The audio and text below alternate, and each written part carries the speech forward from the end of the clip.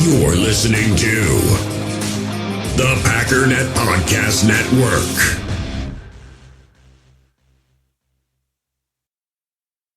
U.S. Cellular has noticed the way we use our phones has gotten ironic.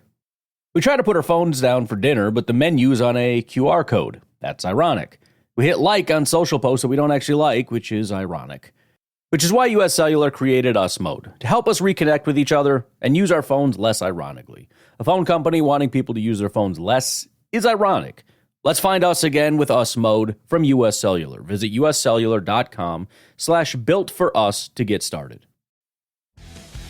Bring glory home in EA Sports College Football 25. Experience the decibel-shaking soundscape of college football, putting you inside the stadium alongside iconic rituals and traditions. Test your strategic decision-making with an all-new composure system, player wear and tear, and screen-shaking home field advantages. Learn more about the MVP Bundle, which also includes EA Sports Madden NFL 25 and can't-miss rewards at ea.com/college bundle.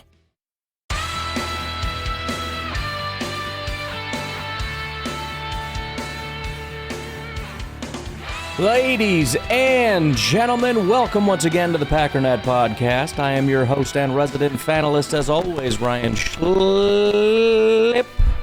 Check us out online, packernet.com. Find me on Twitter, pack_daddy. So I want to start off today. I want to look at something we probably don't need to talk about, because I'm guessing the majority of people don't need to hear this. But we're going to do it anyways, because I know some people probably do need to hear this. Now, this is coming from somebody who I think is just a terrible take generator. This is Kristen Tanis. She's a Bears or Chicago something. She's from Illinois.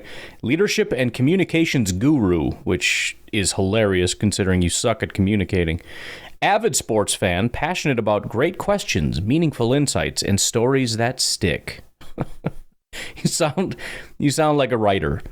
It sounds poetic, but it's empty. Anyways, Bears, Cubs, Warriors, it says. Here's what she had to say in regard to a video from Aaron Nagler or whatever, because they're going back and forth about the Bears are worried and they're shook and they're this, and I don't know if they are. They're probably serious when they say it's stupid, but maybe they're scared. I don't know. It doesn't matter.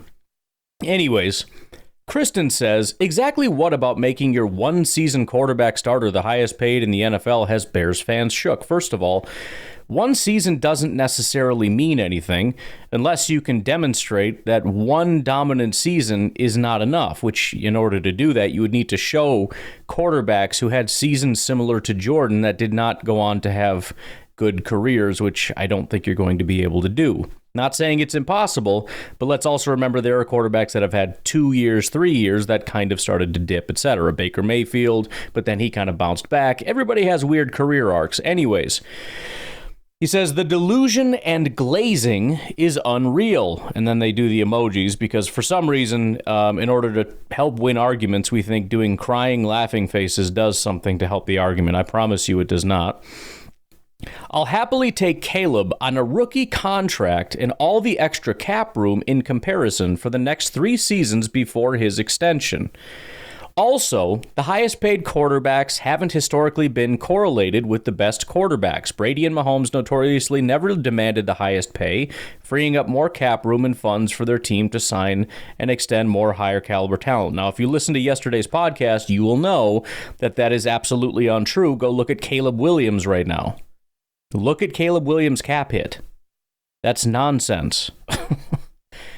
Beyond that, it's also nonsense because there is a difference between being the highest paid and cap room. So, for example, there are some situations where the stars kind of aligned, and I think Russell Wilson is the best example of this. Russell Wilson won the Super Bowl in 2013.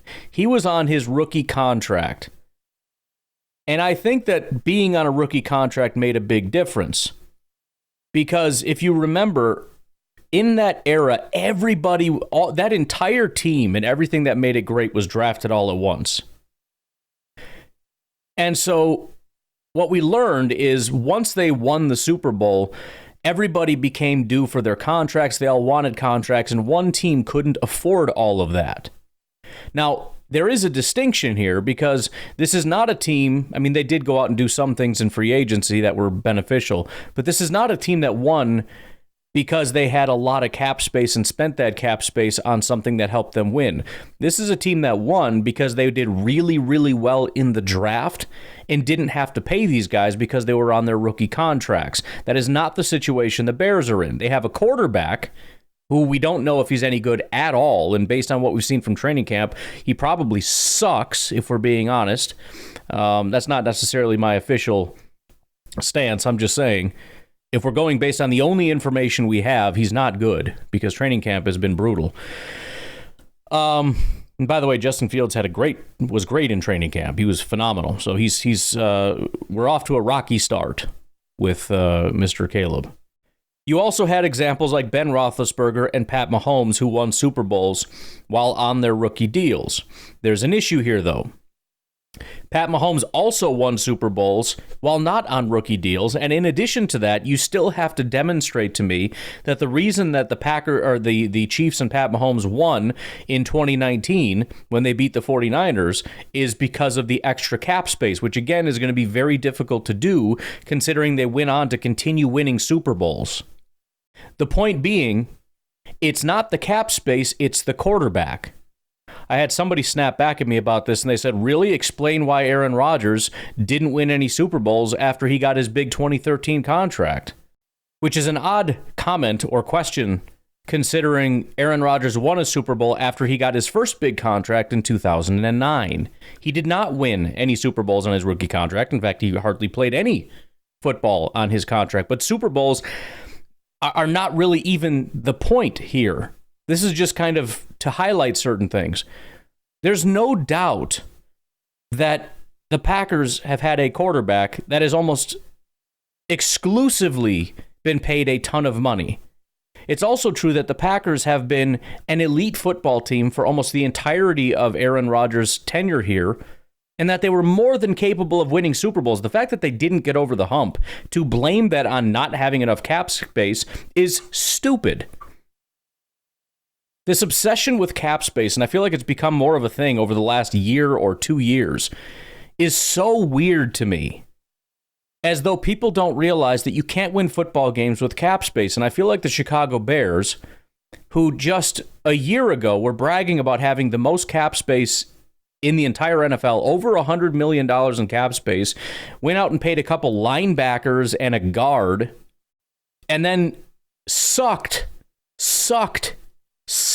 at football, wouldn't necessarily be standing as firmly in the camp of cap space is how you win.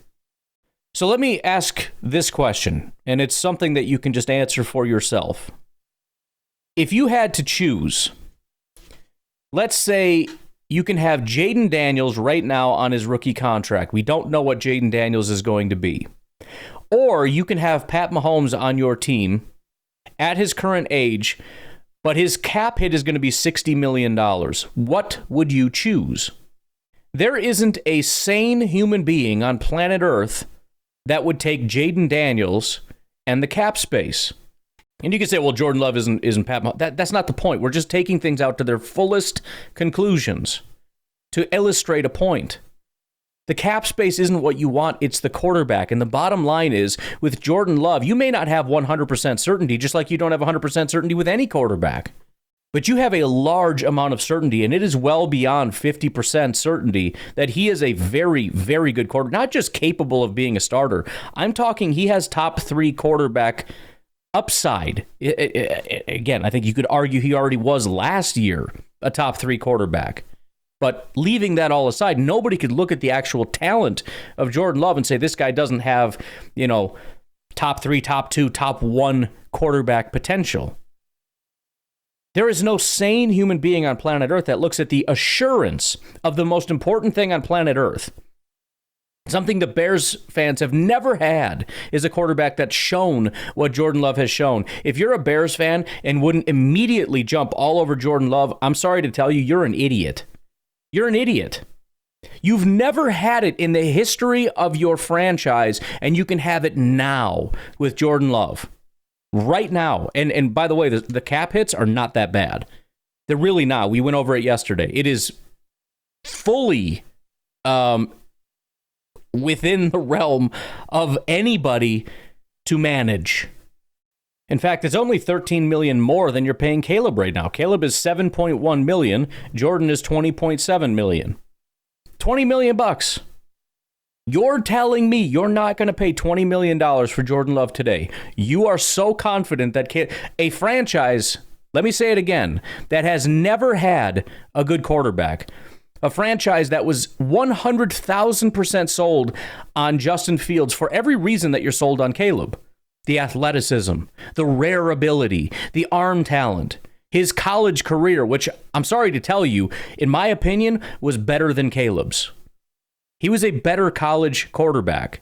And you can make all the excuses you want, just like you're going to make all the excuses you can for Caleb, just like you made all the excuses you could for Justin back then. There is no guarantee, and I should not have to explain this to Bears fans. So, I've said this before, I will say it until the day I'm dead.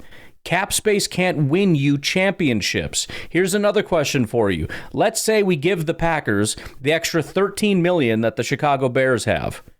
By the way, if you're a Packers fan and you would switch because you'd rather have the extra $13 million and not have Jordan Love, you'd rather have Caleb and $13 million, what would you spend the $13 million on?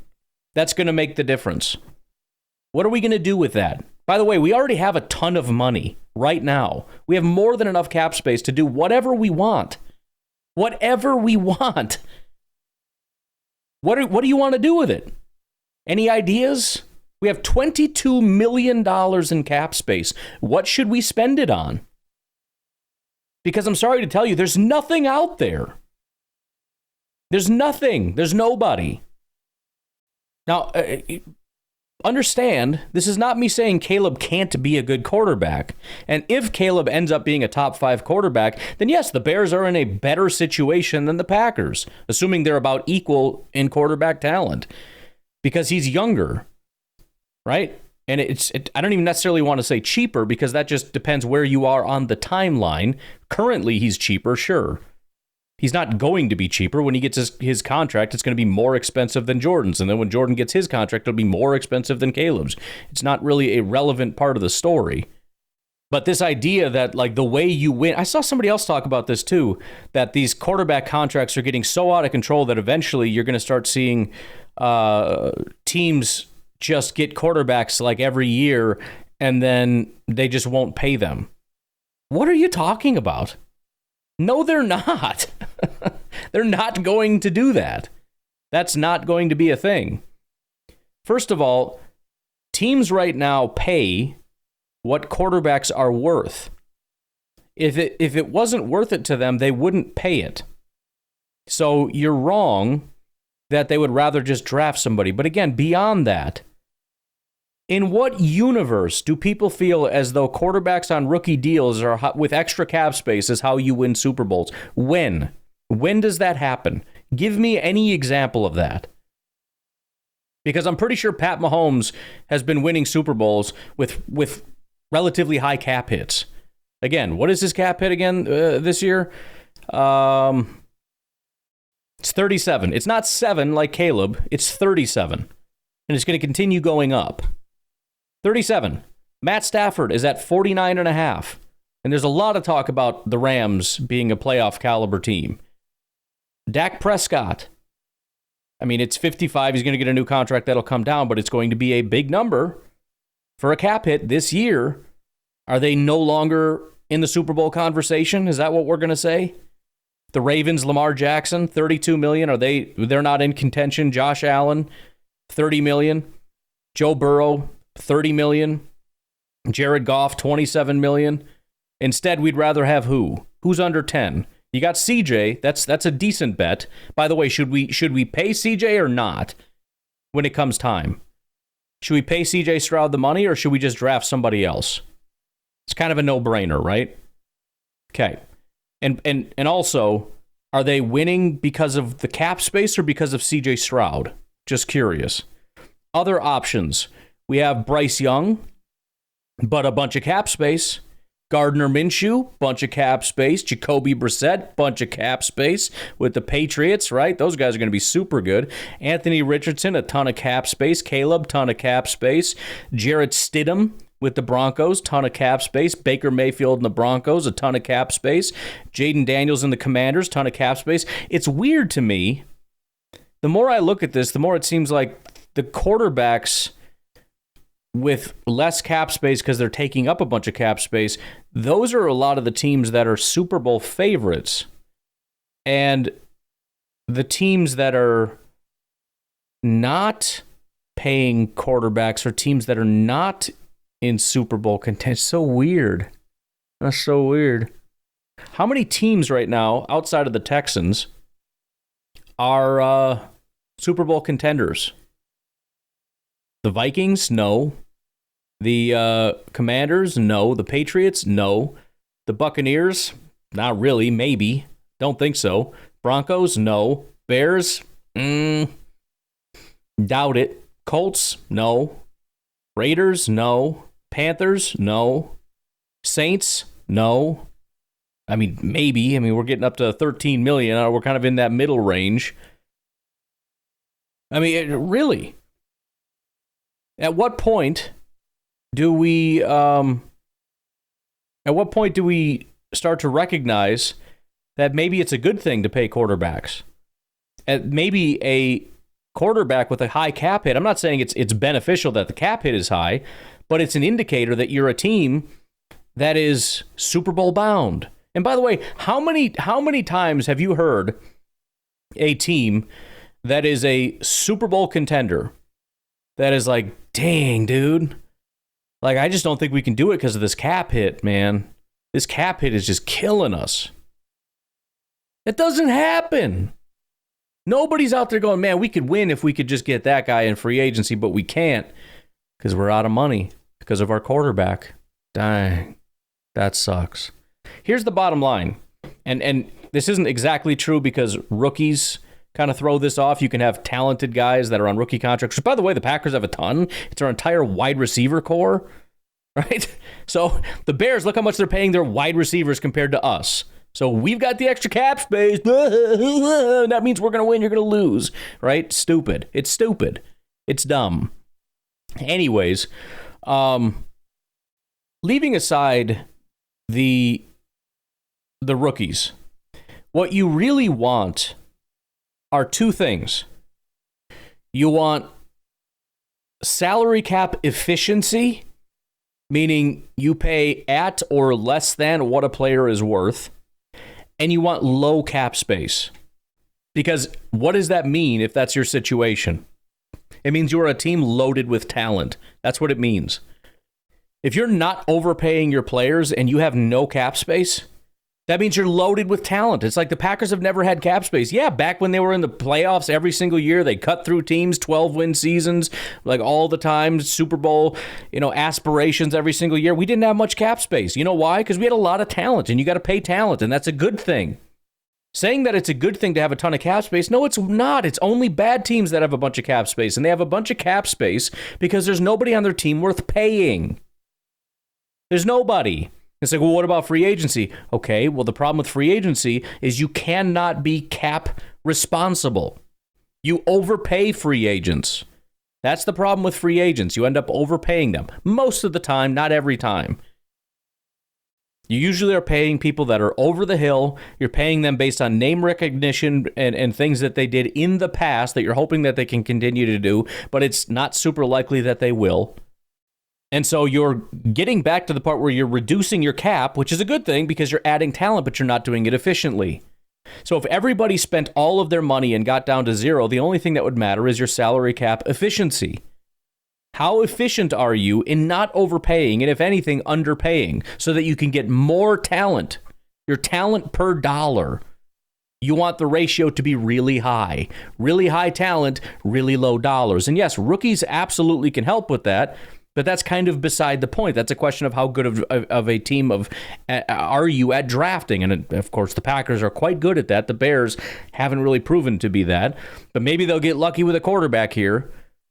But again, this whole notion of, we're better than you because we have more cap space is so stupid. It's like, well, I'd rather have Caleb and cap space. No, you wouldn't. And if you would, you're stupid.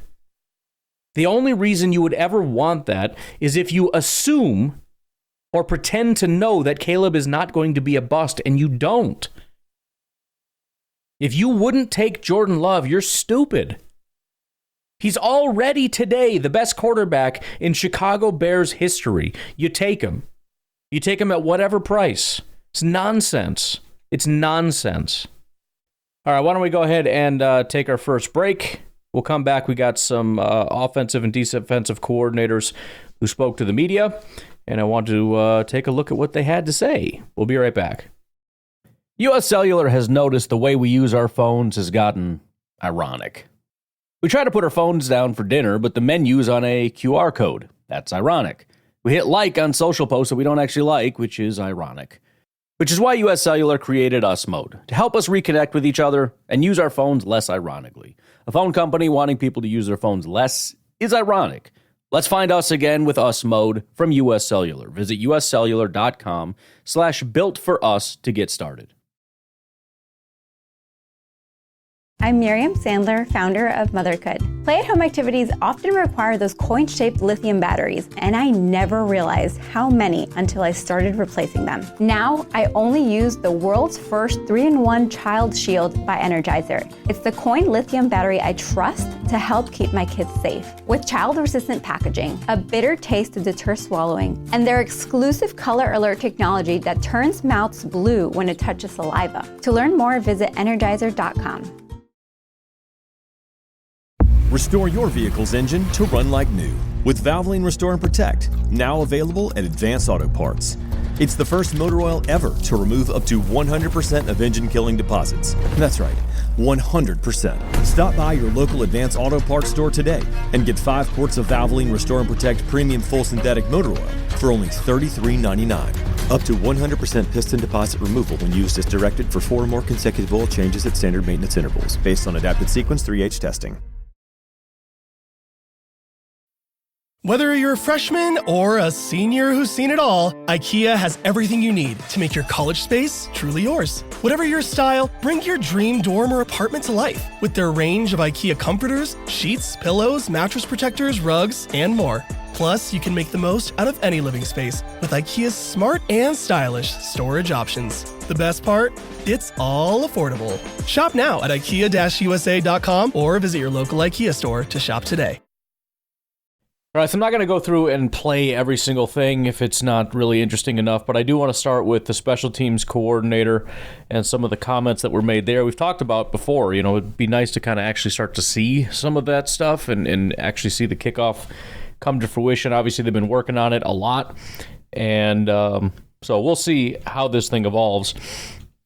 He also mentioned how good it was to have the refs, the professional NFL referees, to be on site and early, so that he had an opportunity to kind of pick their brains about the rules, about the setup, what about this, what about that, and to help them kind of get off to a hopefully positive start on this. Talk to him also about, how they're planning on officiating things, which is important to know. What are we emphasizing, what are we looking for, all that kind of stuff. So that was kind of good. Talked about Tyler Davis, how they've really tried to utilize him. He's injured, so he can't participate. So what they started doing with him is having him break down film. They said it's beneficial for the coaching staff because you get an opportunity to kind of hear things from a player's perspective. But most of all, they're hoping it's beneficial for him to be able to start seeing special teams from a different perspective, from more of a coaching perspective, and understand the fundamentals of it. Hopefully, meaning that when he comes back from injury, he'll be able to contribute on special teams in a pretty major way, which says a lot about Tyler Davis. I don't know that we were necessarily expecting him to get cut, but we obviously have the top 2 guys. You got Ben Sims kind of emerging. Tyler Davis is there. He's had some injury issues.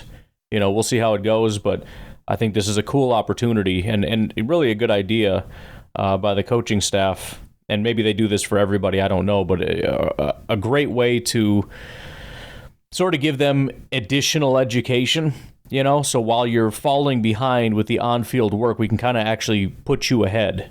I don't know if you're allowed to require it, but it would be kind of cool. Like, let's say Jair goes down with an injury or something, to almost give them a job on staff and say, you know, I need a report. I need you to break this down. I need all this kind of stuff. Just to kind of get them ahead a little bit with some of the film work and some of the, you know, fundamental understandings of how things work. So I thought that was kind of cool to hear. Did talk about him being a leader. Now, maybe that's just something he would say about a lot of guys, but I think it says a lot to have Rich Bisaccia say he's excited to have Tyler Davis return. Said he was kind of vocal last year and sees him as a leader on special teams. So speaks very highly of Tyler Davis. It sounds like he's going to be a big part. Again, I think it was kind of assumed he was tight end 3, and we know the Packers like, you know, Matt LaFleur seems to really like him, even on offense. But to hear Rich Bisaccia really likes him on special teams, again, it sounds like Tyler Davis, even though it might be a little bit more grunt work, really has a pretty firm position in Green Bay. Again, could be wrong. For all we know, he ends up getting cut, doesn't make the 53, which would be really unlikely, but it sounds like he's a kind of a major part of what the Packers are doing. He was asked about the kicker performance. He basically just shrugged it off. He didn't really want to hear anything about it. Basically just said, look, it's really early. We just need to get these guys kicking and see how it goes. Everybody's healthy. That's the main thing. You know, again, I don't think it's a big deal because I don't think there's a competition anymore. If Anders was struggling, it would be kind of an interesting storyline, and I wouldn't really let Rich Bisaccia shrug it off, be like, nah, this is kind of a big deal, actually. But, yeah, I mean, they're just going through fundamentals and everything else, and again, because Anders is actually doing a really good job right now, I don't think there's much to this. The ever-important question was brought up about using a different kind of kicker, you know, in other words, like a safety that can kick or something like that. And, you know, he said pretty much what I've been saying, which is, first of all, you have to have one, right? You got to find a guy, a linebacker or safety or somebody that also happens to be a kicker. That's sort of the first and foremost. But he more or less just said, look, this is all new, and there's going to be a lot of crazy. It's going to be fun. There's going to be a lot of crazy stuff happening. We'll have to see. Even mentions later on, you know, there's talk about, you know, amendments and things like that. There already have been amendments. So the league has basically said, like, look, we're trying this. We plan on adopting it, and we'll probably have to make some modifications. They're already starting that because apparently some of the refs and some of the people are seeing what teams are doing, and they're like, oh, no, we ain't doing that crap. You know, you get like that Bill Belichick thing where they find the loopholes, you know? So I don't know if the Packers are doing that or if they're just trying to, you know, follow the procedure and be the best at it. But there are certain coaches that they're looking to find ways to manipulate, and sounds like that's already happening. So it's going to be the Wild West, I think, for a while. You're going to see some creative and interesting things, which will be fun. Eventually, the NFL is going to start cracking down enough so that it's pretty uniform and everyone's doing the same thing. The question was raised, you know, last year the Packers led with penalties. Again, Bisaccia more or less shrugged it off. He said that penalties don't necessarily have to do with how good of a job you're doing, which is sort of debatable. He also said that it could have something to do with play style. You know, he didn't elaborate, but, you know, if you're the way that we do special teams could lead to more penalties or whatever the case may be. I don't really know. I understand he doesn't like the question, but I do think it's a fair question because penalties are crucial at any phase of the game, and 28 penalties is going to contribute very negatively to the Packers overall. You know, whether it's giving them better field position, forcing Jordan Love in the offense to go back to like the 10-yard line, stuff like that. I mean, it's a big deal, and it really does matter. So, again, he kind of shrugged it off. He did say that some of it was undisciplined play, and obviously that needs to be worked on. But I think overall, as the special teams coordinator, even if you just, you know, want to give the finger to the media or whatever, I'm hoping that behind closed doors, he takes that very seriously and is planning on actually trying to address that. Talked about Daniel Waylon Jennings. More or less, you know, they said he needs to be better, first of all. He's kind of the forgotten man. I mean, I'm trying to go back and remember even what the opinion was of him. I thought he did a decent job. I know he wasn't Jack Frost bad, but I don't really recall. Rich Bisaccia goes on to say he thought he played really well in the red zone as the year went on, something that he worked very hard at. Got a very big leg, really done a good job improving his holding. He's holding for 3 different kickers right now. Kind of been holding for 3 different kickers for a while through OTAs, so that's a big responsibility for him right now. Obviously, and again, I've mentioned, with the field goal kicking going very well, you also, not only do you have to be excited for honors, but it's great for the long snapper and holder as well. It's the whole operation is working better, so that's a positive, and hopefully that can continue. Says he's very smart, very athletic. We'd like to get our field punts a little bit better directionally. I think he's working on that, so hopes he makes a jump a little bit in the field and continues to improve in the red zone. Talked about Keyshawn returning. The question essentially was, I'm assuming he's going to do it, and his answer was, well, we'll see. We got to see what the other guys can do, but obviously if the season started today, Keyshawn would be that guy. That's me saying that, not him, but I think that's fair to say. Again, kind of talked about the rules and being able to sit down with the refs. Said they had a 25, 30-minute discussion. Players were involved in it, so they were able to get everybody involved to really understand, which is very cool. Cleet Blakeman was the referee, really helped him out, he said. Asked, what do you think is the most difficult challenge, having looked at it right now? I think it's just, it sounds like what he's pushing at is it's going to be hard to figure out what the best answer is going to be situationally, because there's a lot of nuanced rules in terms of, if it goes here, then you get it at the 20, and if it goes here, you get it at the 40, if it goes there, and then you touch it, and then so it's situational awareness for the coaching staff and trying to make sort of baseline decisions. In these situations we do this, in these situations we do that, but also getting the players to understand, in this situation I want you to remember, situationally you got to remember you do this or that or what. So it seems like that right now is the complication, at least until this becomes sort of second nature. If it ever does, I don't know. All right, rolling on now, we got the defensive coordinator, Mr. Hafley, went to the podium. First question up: your rookie safeties made a lot of plays. What stood out to you? This is the type of question that essentially is like, dude, your safeties are dope. Talk about it. That's really, when they say like, what stood out to you, it's just, I'm giving you the floor to talk about how great these guys are. And from their perspective, because I'm probably writing an article on it, from our perspective, just do it because I want to hear it because it's dope. As far as the specifics of the answer, I mean, the only thing that kind of stands out is that he talks about how hard they work. These guys work hard. They're staying late. They're having extra meetings. The safeties I'm talking about, the rookies. This may extend to other people, I don't know. But in this case, we're talking Bullard and Oladapo and Williams, putting in a lot of work to be able to do what they've been doing. Also gives a ton of credit to Coach Downard, who is sort of the forgotten guy amongst the coaches. But doing a good job with the rookie safeties. Talked about Gutekunst and his staff for being able to find the right guys. Bottom line, these guys are talented, and so it's a good thing that they're in the building. But aside from that, it's just they've just been doing a good job, and they're understanding the scheme and they're making plays. So that really is the most important thing. I mean, and again, this might just be throwaway lines when he says things like they're understanding the scheme, but for the entirety of Joe Barry being here, I'm not convinced Jair or anybody else had any idea what they were supposed to do ever.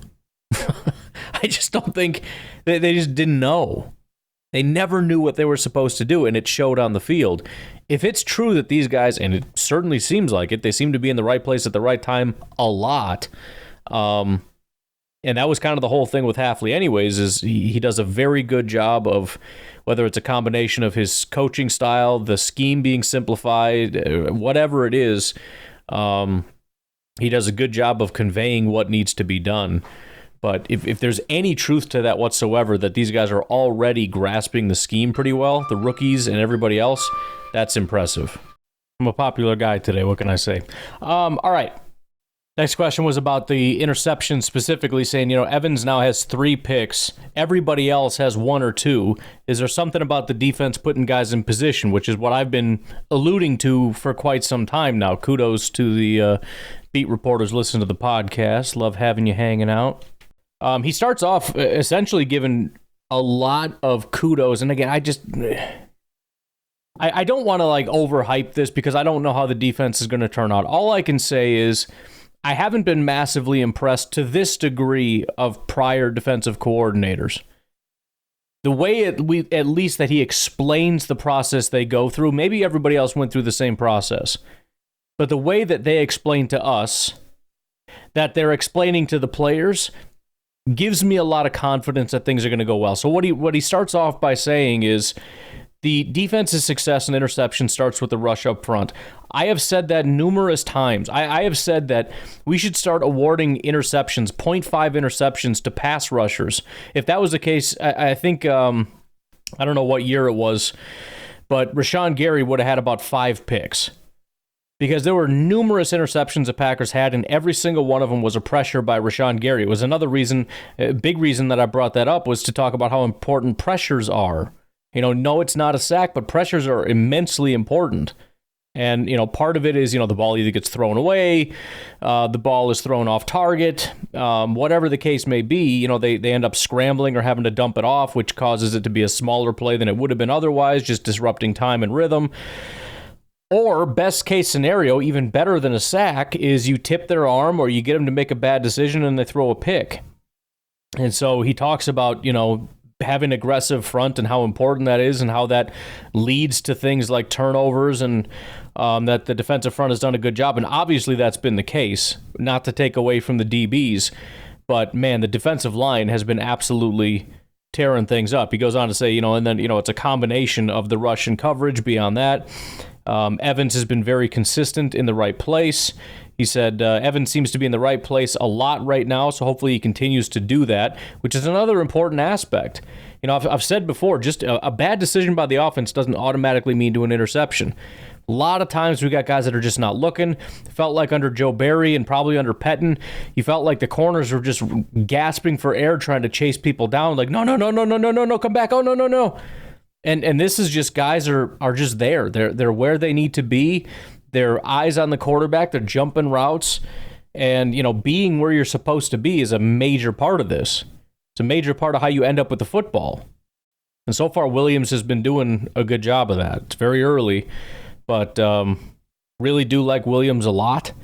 Not saying I want him to take Bullard's spot necessarily because I like Bullard. But Williams is a fun watch, man, especially coming downhill. If he ends up being a good safety, it would be an excellent weapon to have a guy like that that's coming on blitzes on a regular occasion, as well as playing back as a talented safety. I'm just saying. But what he was talking about in terms of with the team is going through and actually showing. Like, look, here's an interception. They talk about interceptions every single day, about turnovers every single day, he said. He emphasizes the importance of turnovers in every single team meeting that they have. Again, it's unbelievably important. Take the ball away. But not only that, they look at turnovers, and they'll actually look at how it happened. What caused the turnover? And a lot of times it is the pressure up front. That was what I was alluding to, that I love hearing how he coaches things. Because it's like, we want turnovers, so what are we going to do? Not just going to say like, oh yeah, by the way, turnovers are important, so if you happen to get a ball, that'd be great. No, it's every day we talk about get the ball. And then we're actually going to watch film on turnovers and study like the DNA of a turnover. How does it happen? Talked about Rashawn Gary and his performance. The question essentially was, how is he doing? And seeing him actually in the scheme and what he's doing out there. Obviously nothing but praise. He said he's disruptive, high intensity. He's a leader. He talked about how Rashawn Gary at one point came up to him. Rashawn was upset at the lack of energy, which is shocking because it sounds like the defense has had a lot of energy. But he was not satisfied with the level of energy by the defense. He asked for permission from Hafley to rally the troops and tell them this isn't good enough. Hafley said, absolutely, dude. If you see something that's not wrong, you step up and you fix it. So he went and grabbed everybody, brought them all together, gave him a little talking to, and the energy went up. So, I mean, Rashawn Gary checks every box, man. I mean, he just really does. I know some people are not satisfied with the level of production, whatever. I am. Of course, I would like more, and I think he can have more. Again, there's been excuses with him being stuck behind Preston and Za'Darius for several years, and then he had a really good year, then he got injured, whatever. Last year, it seemed like it dipped a little bit after the contract, which was disappointing, but I really feel like things are going to head in a good direction. I could be wrong. I've been wrong plenty of times. This could be another one. But I feel really, really good about Rashawn Gary in that three-point stance with the defensive coordinator saying, just go. Just frickin' go. Just get the guy. We'll figure out the rest. You go get him. You get paid a ton of money, and it's not to sit there and hold an edge and drop in coverage and be patient and all that nonsense. We pay you a lot of money to go grab that quarterback and frickin' pile drive him into the ground. So to talk about TJ Slayton, he said, traditionally looking at your defensive style, he wouldn't be a prototypical body type, etc. I think this has been talked about before, but he said, first of all, that's not necessarily true. But second of all, he's been really impressed with Slayton's ability to generate pressure, and just said that, if you can find a guy with his body type that can get, moving forward and generate pressure, that's a really important thing to have in the defense. Now, I'm very skeptical of TJ Slayton's pass rush ability. And yes, he got a pressure in this past practice. And listen, they're wearing the green and gold helmet. I want him to succeed, period. I still am going to be very reserved about that and unsure about his ability as a pass rusher, but there's no question. And you could tell the excitement. Hafley said that he was doing bed check, presumably just calling, making sure guys are where they're supposed to be, not at a bar or something. But he said he talked with him for a long time and just got really excited about talking to him and his potential and everything else. He says he's big, he's wide, he's explosive, he's getting off the ball well, being disruptive. He's bought into the system, which I think everybody has at this point, following the coaching. Says his penetration up front causes problems for the offense. And it sounds like he's really excited about it. We'll see. I will remain skeptical. But at the same time, I think we got enough guys that can handle business that, he's not necessarily going to be a liability. And the other thing is, I don't necessarily think you're going to see a lot of people dedicating double teams to him. So, that's going to provide a little bit of a benefit. Generally, you get a big, giant nose tackle. You want to get two bodies on them. But in this case, there's too much danger out there to be messing around with that. So I don't know. And then, with the other thing is, I don't know if there's going to be a lot of double teams anyways, because Hafley in this defense is probably going to be mugging a lot of guys up on the line. And when you got 4 down linemen, and let's say you got 2 linebackers up on the line of scrimmage, or you got one linebacker safety, whatever it is, the offensive line can't double team. Now you're looking at man-to-man coverage. So that's a good way to make sure that you got man-to-man coverage, that you don't have any double teams or anything like that, and you can just kind of dictate. You give all your guys those mano-a-mano matchups, and you let them go out and win. All right, why don't we take our final break? We got more defensive coordinator stuff, and then we'll pick up the pace, do some offensive coordinator, and then we'll get out of here. We'll be right back. Ryan Reynolds here for, I guess, my 100th Mint commercial. No, don't. Honestly, when I started this, I thought I only have to do like 4 of these. It's unlimited premium wireless for $15 a month. How are there still people paying 2 or 3 times that much? I'm sorry, I shouldn't be victim blaming here. Give it a try at mintmobile.com/save. Whenever you're ready. $45 upfront payment equivalent to $15 per month. New customers on first 3-month plan only. Taxes and fees extra. Speed slower above 40 gigabytes. See details. Listen closely as a master painter carefully brushes Benjamin Moore Regal Select down the seam of the wall. It's like poetry in motion. Benjamin Moore, see the love. Shipt knows I'm not just a parent during the school year. I'm a chauffeur, a tutor, a problem solver, and so many other things. That's why I love same-day delivery with Shipt. I don't also have to be a grocery shopper. A personal shopper handpicks my order, then delivers it right to my door. Meanwhile, I can focus on being the parent my kids need me to be. And honestly, that's my favorite role. Learn more at shipt.com/hi. That's SHIPT.com/HI.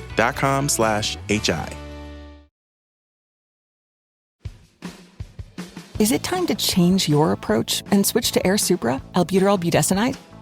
Now you can virtually connect with a doctor to discuss your options and see if it's time to make a change. If appropriate, you may even be able to get a prescription for Air Supra the same day. Talk to a doctor today and see if Air Supra is right for you. Visit AirSupraConnect.com to connect with a provider.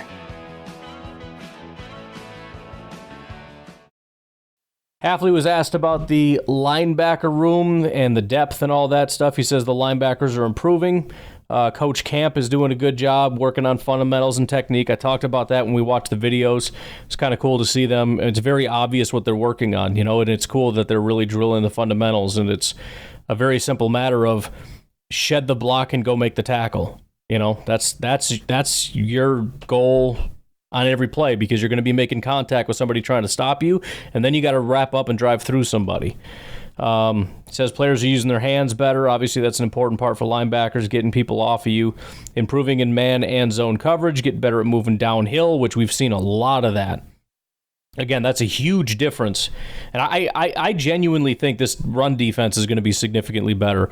Again, there may be some hiccups in terms of, big plays and attacking down the field in the passing game. I mean, you really have to be a very on your P's and Q's to be able to stop all that. But this defense is built to just come downhill and attack, and it's just going to be so much harder to run against this as opposed to, again, what you would have with a more passive Joe Barry thing where the linebackers are kind of standing there waiting for you to get to them, giving you an automatic 3 yards until they decide to grab onto you, and then you can give them a piggyback ride for another 3. The Packers offense has not been able to gain basically a single yard running the ball. I mean, I'm exaggerating, but it's been ridiculous. So yes, getting better moving downhill is 100% what we're seeing. And he just says young group improving daily, which, it's what you want. He's asked, because it's a new scheme and there's a lot of young guys, do you want them playing in the preseason? He more or less says that's a decision for Matt LaFleur. Whatever he decides is what we're going to do.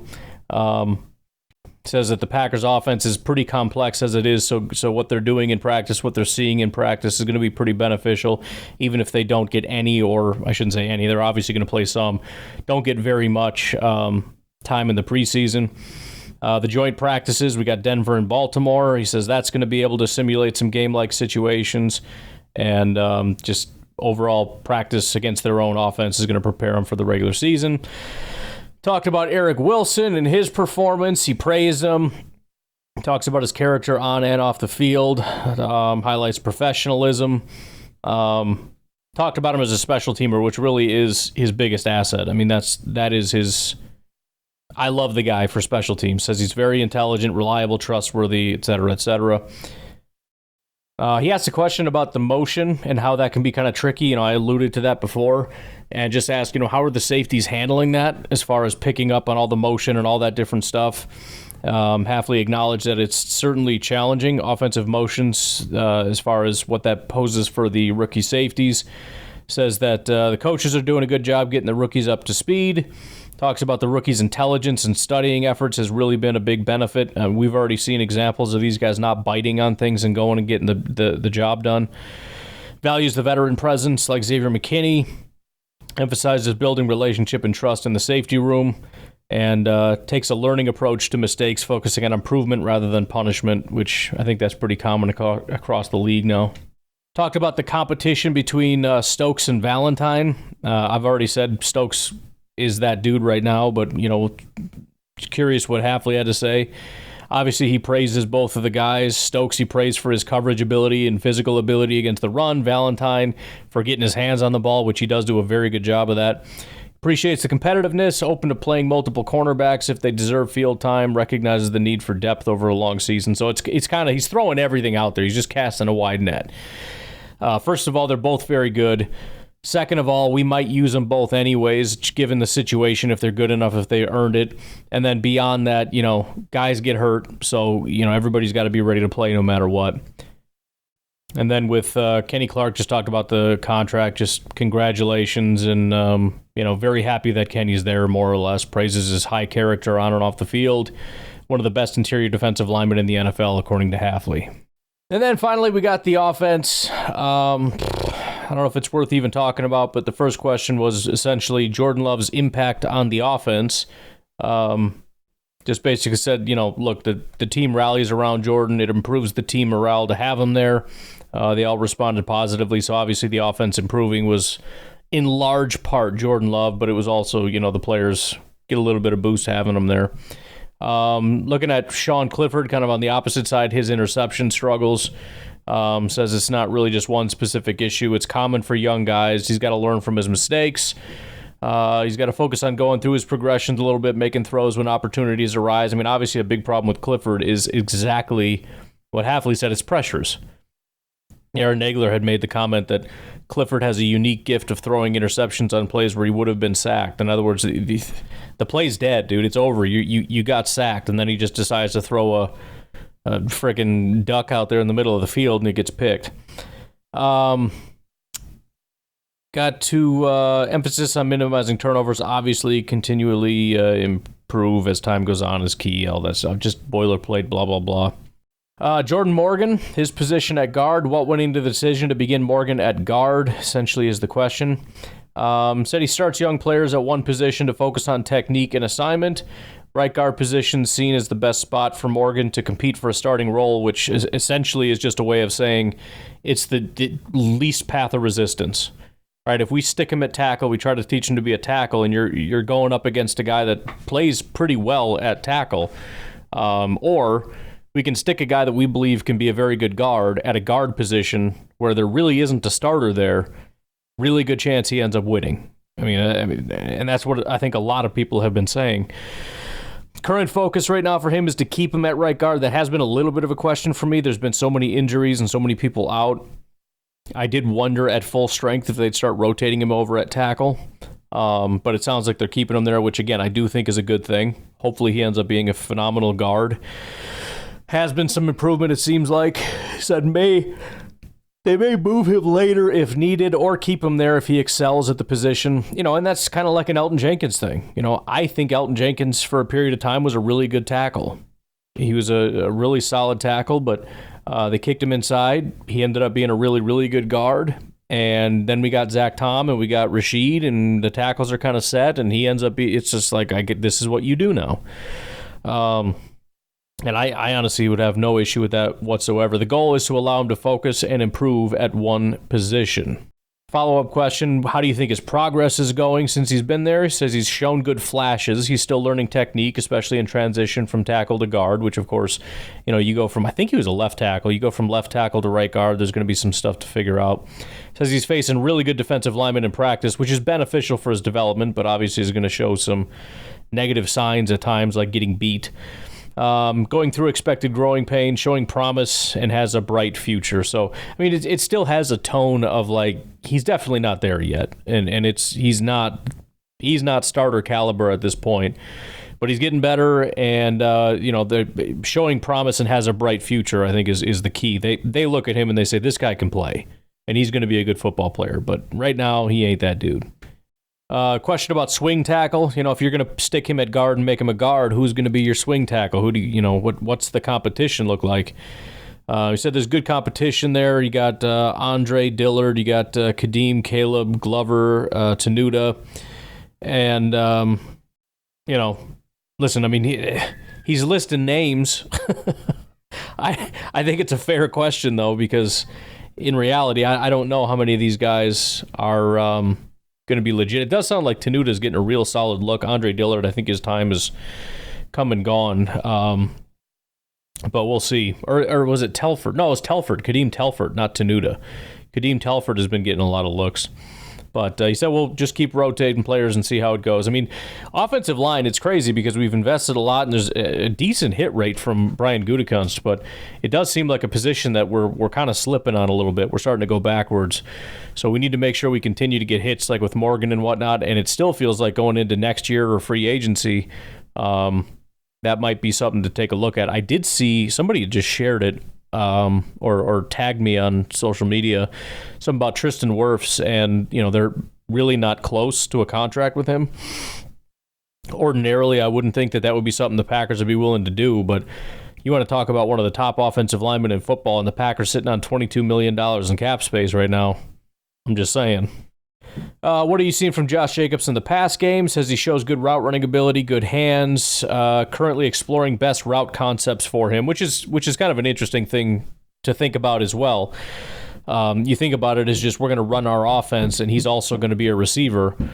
But also, if you're a good coach, and I think we have good coaches, you want to look at the players that you have and find out what they excel at. So they're kind of running through some stuff, find out what routes he runs well and what kind of things he's going to be able to do well based on his style of play, and then try to build around that. So it's kind of interesting. Planning to use him as effectively as they can in the pass game. He is seen as a threat in both run and pass games. It's obviously a big emphasis that the Packers have put on it. They've looked at Jacobs and they've said, he's a great runner, but he's almost been exclusively run as a runner, used as a runner, and we think he can be a really good receiver, which is an important part of anybody's game. I mean, you look at Aaron Jones. I mean, you want to talk about a great running back, and he could have been on any team in the NFL, and he would have been considered one of the best running backs. But his contribution as a receiver was just as lethal. And I think the Packers look at Josh Jacobs that way, too, and say, yeah, I mean, we think he's going to be a great running back for us. But also, I mean, if we get that passing game stuff going, it's going to be awesome. Says Jacobs has a great attitude, not loud or vocal, but very focused and intense, shows good intensity, appears hungry and motivated, likes his current situation, and he wants to win. Talking about Rashid's development, says he has an edge and is an intense competitor. And by the way, I don't mean to constantly discount Rasheed Walker. I'm very impressed with what he's become. I mean, again, you're talking a 7th-round pick that comes in and starts and had a positive, we're talking, 73, 74 pass blocking grade as a rookie.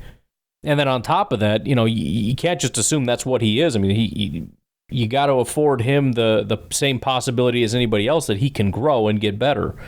So I like Rasheed a lot, and I'm rooting for Rasheed.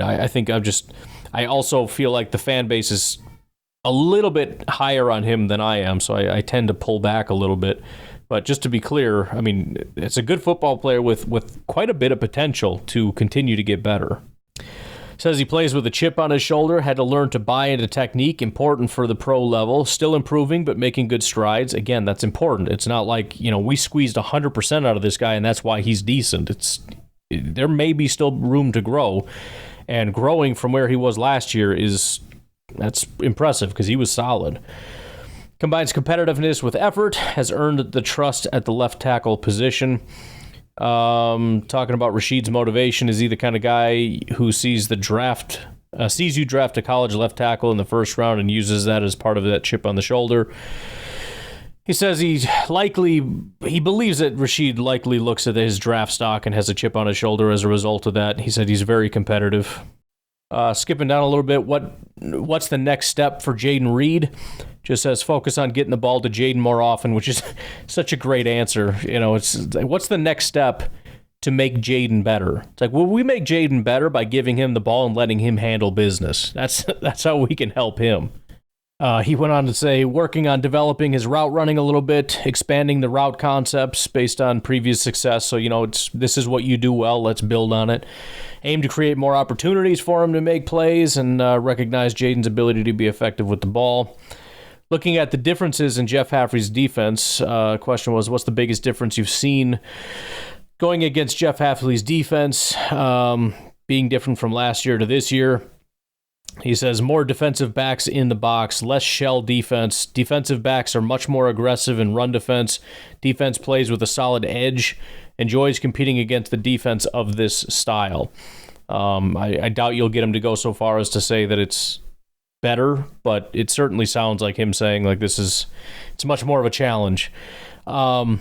Jordan Love's deep pass to Watson. Did you say anything to Jordan that made him go deep to Watson that first day? Because it seemed like they were really talking about how aggressive they were, really squatting a lot. He said, Jordan and Christian Watson discussed the play beforehand. They recognized the opportunity based on the coverage. Coaches are pleased to see them execute the deep pass. So it's good to hear that, the coaches are kind of, I don't want to say standing on the sideline, but the players are kind of taking things in their own hands, recognizing what needs to be done and executing. What do you think of Pratt so far? He says Pratt is in the learning phase, shows good arm talent and strength, acknowledges challenge of learning new plays and installs, praises Pratt's diligence and work ethic. He's excited to see his development over the coming weeks. He can make all the necessary throws, and he's hopeful about Pratt's potential. He's obviously being a little humble about that because Pratt's about as good as they come. Talked about Pratt's cadence. He says the team stresses the importance of using cadence effectively. This is Pratt's cadence. Cadence used to get the defense to reveal their plans and to draw them off sides. Technique has been used by the team for a long time. Obviously, Rodgers was one of the best at doing that. Notes the difference between college, which is often silent cadence, and the pro style, and he's happy to see Pratt adopting this professional quarterback skill set. So, I mean, he really is coming along quite fast. And then finally, talking about A.J. Dillon, he's saying that Matt LaFleur said this is the best version of A.J. Dillon he's seen. Is that just another offensive cliche of this guy's in the best shape of his life, or do you actually see something different? He confirmed the noticeable difference in A.J. Dillon's physique, which personally I don't really care about. It's nice that he has a better-looking body, I suppose, but it's, marginal in my opinion. He does say he appears more muscular and strong. He's been running the ball hard in practice. He's excited about the combo of Dillon and Jacobs, and he's looking forward to seeing their performance in the this season. So, anyways, I'm going to leave it at that. There may have been a little more that got cut off, but that's fine. I think we've got it covered. Got more training camp coming for tomorrow. Very, very excited about that. Can't wait to get some more news. Hopefully everybody is healthy and doing just fine. But I'll leave you guys with that. Have a good one. Bye-bye. Coordinators took the stand today, sharing their thoughts on the Packers' ways. X's and O's, they broke it down, giving us hope for wins in town. Press conferences paint the picture clear of strategies for the coming year. Tune in next time for more tack on the field and behind the mic.